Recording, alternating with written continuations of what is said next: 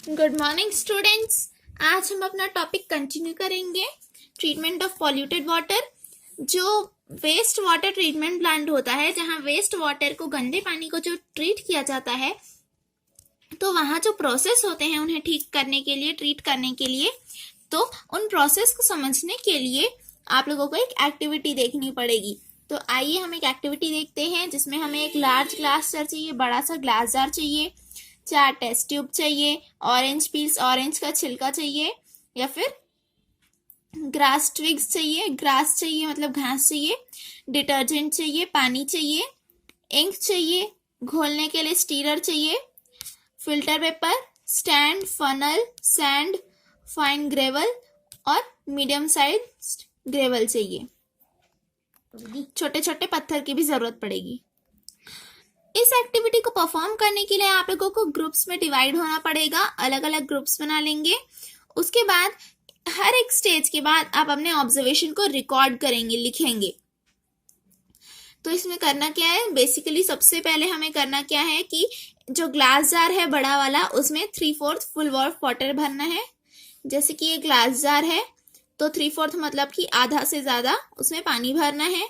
उसके बाद उसमें कुछ गंदे ऑर्गेनिक मैटर डालना है, जैसे कि ग्रास, घास या फिर संतरे के छिलके, और थोड़ा सा डिटर्जेंट डालना है और थोड़ा सा इंक डाल देना है, कोई भी कलर का। अब जार को बंद करना है, ढक्कन लगाना है और उसके बाद उसे अच्छे से हिलाना है। शेक इट वेल मतलब कि अच्छे से उसे हिलाना है। और उसके बाद जो मिक्सचर है, हिलाने के बाद जो मिक्सचर बनेगा उस पानी का, उसे सनलाइट में रख देना है 2 दिन तक।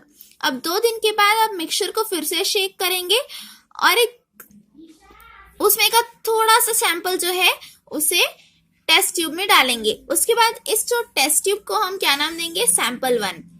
उसकी स्मेल कैसी आएगी, फूल स्मेल आएगी उससे।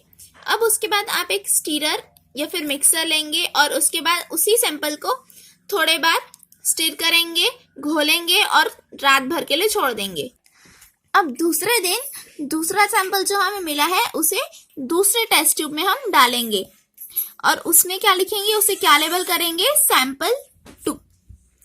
अब उसके बाद हम एक फिल्टर पेपर लेंगे और उसे कोन के शेप में फोल्ड करेंगे। ये कोन का शेप है, कोन के शेप में फोल्ड करेंगे और टैप वाटर से, नल के पानी से उसे थोड़ा गीला करेंगे और उसके बाद फनल में उसे डाल देंगे और उसके बाद फनल को सपोर्ट देंगे। आइए देखते हैं उसका फिगर। इस तरह हम फनल को सपोर्ट करेंगे, फनल के अंदर फिल्टर पेपर होगा। अब हमें क्या करना है, उसमें लेयर्स ऑफ सैंड, रेड डालना है, फाइन ग्रेवल डालना है, छोटे पत्थर, और मीडियम लेवल के भी पत्थर डालने हैं फनल में। और उसके बाद क्या करना है, जो बचा हुआ, जो घुला हुआ जो लिक्विड था उसे इससे फिल्टर करना है एक बीकर में। यहाँ पर फिल्टर किया गया है ना। जो एक्चुअल फिल्ट्रेशन प्लांट जो होता है वहाँ फिल्टर पेपर यूज नहीं करते हैं, बल्कि जो सैंड फिल्टर होता है वो बहुत गहरा होता है, तो वहाँ सैंड फिल्टर की मदद से फिल्टर किया जाता है। हाँ, तो हम कहाँ थे, हमें क्या करना था, हाँ, हमें जो बचा हुआ जो लिक्विड था उसे बीकर में डालना था और उसके बाद जो लिक्विड था उसे बाहर, फिल्टर के बाहर नहीं आने देना था। मतलब कि जो लिक्विड, गंदा लिक्विड है, उसे फिल्टर वाले लिक्विड में नहीं आने देना था। अब जब हमें फिल्टर लिक्विड ऑब्टेन हुआ है, अगर वो अच्छे से क्लीन नहीं हुआ है, फिल्टर नहीं हुआ है, तो हमें इसी प्रोसेस को थोड़ी बार और करना है, जिससे जब तक वो क्लीन वाटर नहीं आ जाता तब तक हमें उसे फिल्टर करना है। और उसके बाद जो सैंपल मिलेगा फिल्टर वाटर का, उसे 3rd टेस्ट ट्यूब में डालना है और लिखना है फिल्टर्ड सैंपल 3। अब जो अनदर सैंपल, जो सैंपल मिलेगा फिल्टर वाटर का, उसे 4th टेस्ट ट्यूब में डालना है, 4थे टेस्ट ट्यूब में डालना है और उसमें एक छोटा सा पीस डालना है क्लोरीन टैबलेट का। और उसके बाद तब तक उसे मिक्स करना है जब तक वाटर क्लियर नहीं हो जाता, पानी क्लियर नहीं हो जाता। और उसे हम क्या लेबल करेंगे, क्लोरीनेटेड सैंपल 4, क्लोरीनेटेड सैंपल 4। और उसके बाद हमें उसे ऑब्जर्व करना है, सैंपल को टेस्ट ट्यूब में, उसे टेस्ट नहीं करना है, सिर्फ स्मेल करना है। और यहाँ पर कुछ क्वेश्चंस दिए गए हैं, उसके आंसर लिखने हैं। ये देखिए, यहाँ पर फनल है, फनल के अंदर फिल्टर पेपर है, इसमें हम लिक्विड डाल रहे हैं और उसके बाद यहाँ छन कर वो आ रहा है।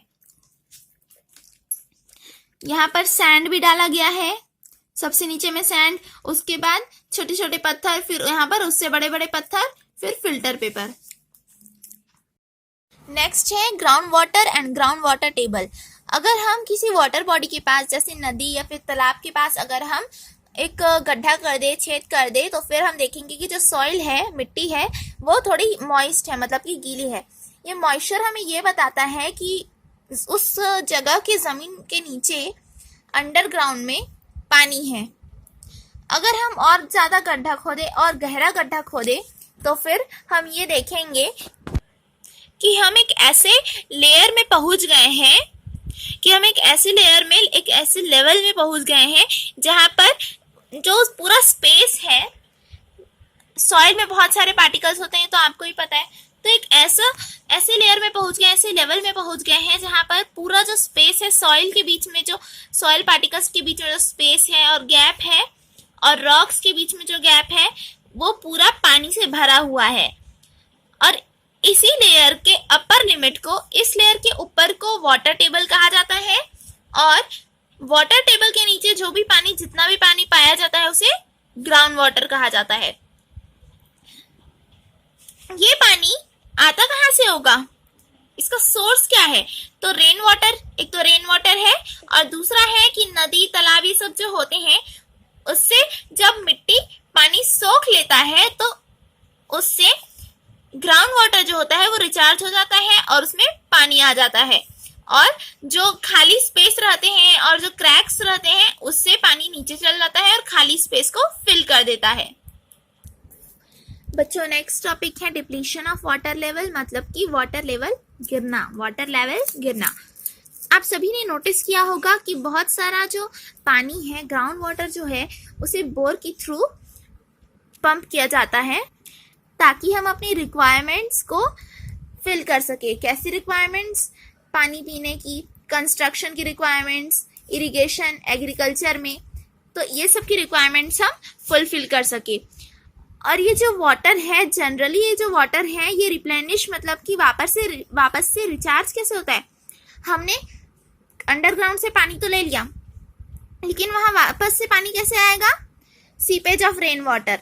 जब बारिश होती है तो फिर पानी सीपेज होता है, पानी नीचे जाता है, तो इससे ग्राउंड वाटर रिचार्ज होता है, और अदर नेचुरल प्रोसेस भी होते हैं जिससे रेन वाटर रिचार्ज होता है।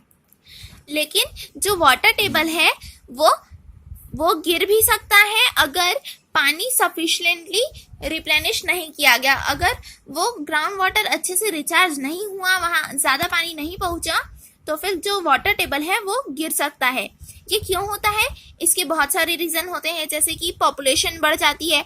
अब जैसे पॉपुलेशन बढ़ गई तो लोगों की डिमांड बढ़ गई कि हाँ मुझे और पानी चाहिए, और पानी चाहिए, तो फिर पानी बहुत सारा यूज होगा जिससे पानी कम पड़ जाएगा। दूसरा रीजन है इंडस्ट्रियल।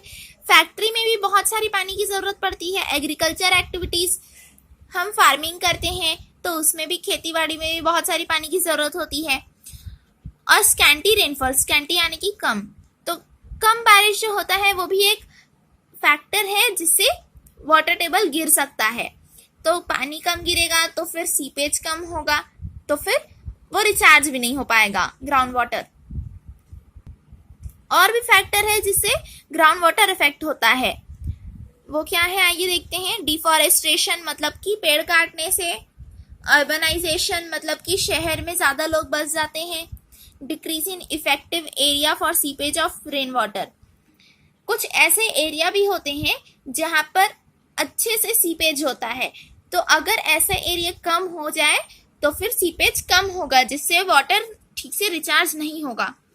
तो ये सब जो फैक्टर्स होते हैं ये कंट्रीब्यूट करते हैं जिससे डिप्लीशन ऑफ वाटर टेबल होता है। तो इन्हीं सब फैक्टर्स से वाटर टेबल गिरता है। बच्चों, यहाँ पर एक एक्टिविटी दी गई है जिसमें आपको लिखना है कि आप ये काम करते हैं कि नहीं। जैसे कि आप नल खोलकर रखते हैं जब आप ब्रश करते हैं या फिर फेस धोते हैं या फिर नहाते हैं और बहुत सारा पानी यूज करते हैं। अगर आप करते होंगे तो यहाँ हाँ लिखेंगे, नहीं करते होंगे तो नहीं लिखेंगे। वैसे ये नहीं करना चाहिए। कोई टैप अगर खुला है तो आप उसे खुला ही रहने देते हैं, आप छोड़कर चले जाते हैं? नहीं, तो यहाँ पर नो आएगा। हम एक पूरा फुल ग्लास पानी लेते हैं लेकिन उसको आधा ही पीते हैं और बाकी को फेंक देते हैं? नहीं। जो गार्डन के जो प्लांट्स होते हैं उन्हें मॉर्निंग में वाटर करते हैं शाम की जगह? नहीं। जो वाटर किचन में बच जाता है उसे रीयूज मतलब कि वापस से यूज नहीं करते? नहीं। आप पॉन्ड से मतलब कि किसी भी सोर्स से, तालाब से, कहीं से भी पाइप को यूज करते हैं अपने व्हीकल को वॉश करने के लिए, गाड़ी धोने के लिए, या फिर बकेट को यूज नहीं करते हैं और व्हीकल को यूज करते हैं। सॉरी, बकेट को यूज ना करके पाइप से यूज करते हैं? हाँ तो यहाँ, नहीं तो नहीं। वैसे नहीं करना चाहिए, इसलिए यहाँ पर नहीं आएगा, नो आएगा। Filling water in utensils, buckets and tanks till it starts overflowing. आप बर्तन, बाल्टी या फिर किसी भी टंकी में इतना पानी भरते हैं कि वो पूरा भर जाए और उसके बाद भी आप बंद नहीं करते हैं, तो ये भी गलत बात है, यहाँ पर भी नो आएगा।